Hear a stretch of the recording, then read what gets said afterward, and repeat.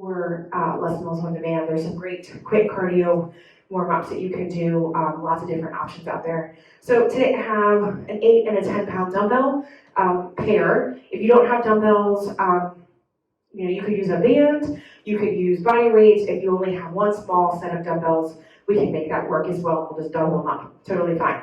All right, so this first one, guys, is a squat.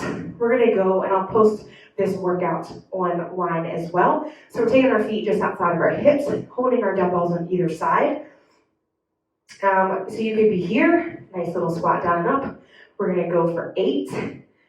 All right, so after you hit your 8, so butt back and down, find the knee line, making sure that our knees are tracking forward, squeeze your glutes to rise, take that big toe and really glue it down. We have a tendency to press through our heels, and it kind of helps us rock back, and we really want to keep those toes spread out and then glued to the floor. We're going to bring those weights up after those 8 squats to a squat and a knee lift with a rotation. Now listen, if that rotation is too much, you can just squat and knee lift or keep on with those squats, totally fine. Taking a foot back, you're going to take that right foot back, lunge for 8. And then we head into a lunge, knee lift, lunge, knee lift. You're going to do that for 8. Taking breaks as you need to through it, heading into that pulsing lunge, pulse for 16. Just shortening that range of motion, making sure that front knee is over the ankle, drive through your heel. You're going to hit that 16.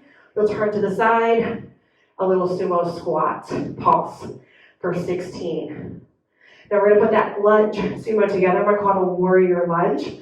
So we'll lunge to the front, squat, lunge, and squat. So it's really important if that back foot, it pivots to become the lunge, it pivots to become the squat.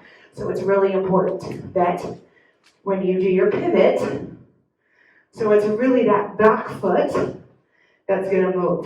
So you're going to do a total of 8. So from the lower body, we head into the upper body. So this time we're going to do some static holds, starting out with our bicep curls, pretty straightforward. So I'm going to be moving my right arm, but I'm going to hold my left arm static. So 1, 2, 3, 4, and down. So we have that nice 4 and 4 count. We're going to do a total of 4 slow, then we're going to cut it in half, up for 2, down for 2, 1, 2. So we have a total of 8, and then take it to a nice little mid-range, just below and above the belly button. We'll hit those for 16. And then we'll hold, take it to the other arm, slow 4, up and down 4 times. Then we'll cut it in half for 2, up for 2, down for 2 for 8 reps. And then that mid-range for 16, so above and below the belly button. And then once you hit that 16 pulse, we're gonna hold in that static position. And you're just going to count to 16. 1, 2, 3, 4, 5, all the way to 16. And then we shake it out and we recover.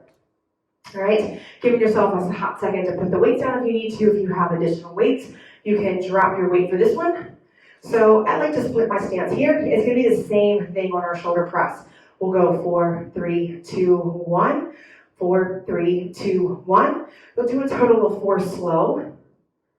And then we'll hit those 2 and 2s for 8. 1, 2, 2, 2.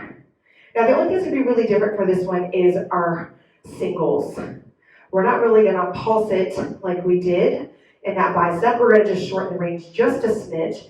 And we're just going to pick up that quick tempo. And then once you hit 16, we're back onto the left side. Super slow 4 up and down.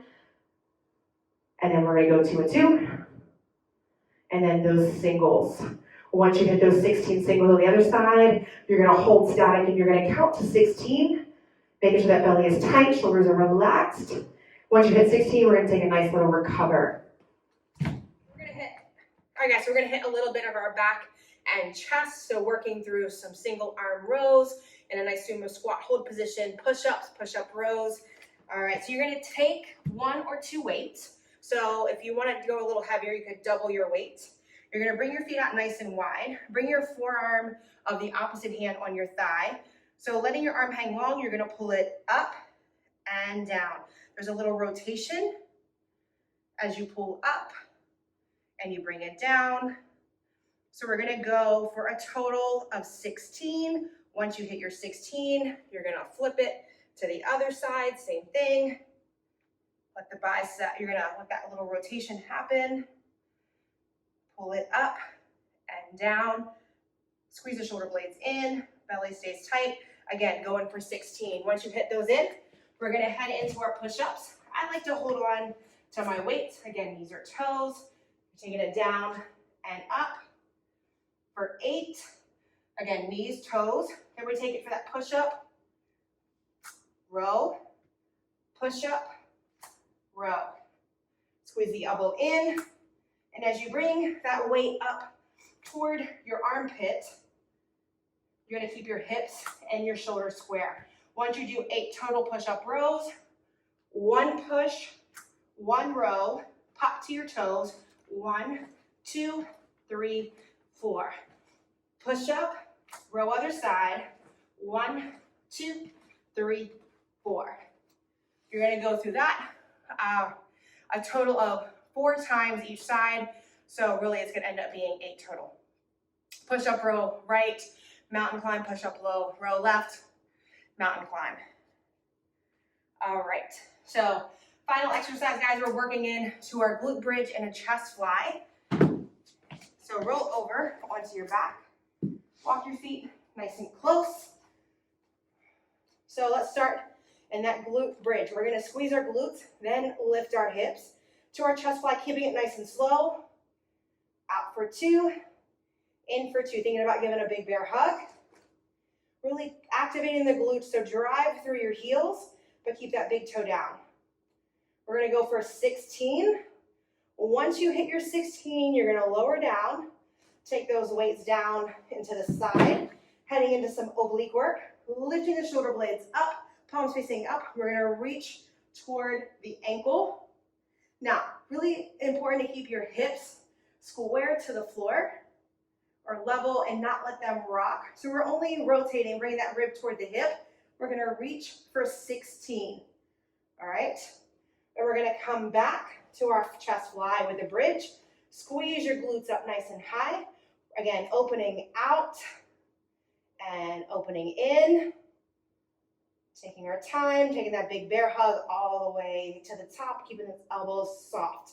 Once you hit your 16, our weights are back down. This time we're coming back to those obliques, but we're gonna take it 3 times on the right, but finding layers or levels. So 1, 2, 3, and switch.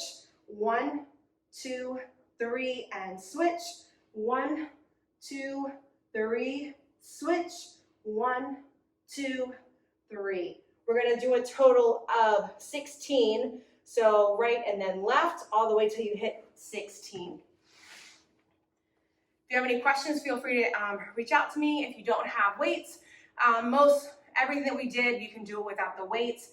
That sumo with that row, try using some, if you've got a milk jug you could just put some water in it if it's already empty, or maybe if you have some sand from a project outside, soup cans, anything, guys, will work. Same thing with that chest fly, maybe using some soup cans, maybe some bigger cans, just anything that you can squeeze up. Remember, it's just about creating that resistance on the way up and the way down. Then the weight really doesn't matter as much, okay? But if you guys have any questions, please reach out to me. I hope you guys are doing wonderful. As always, guys, go be the sunshine in someone else's day, and I will see you guys next time.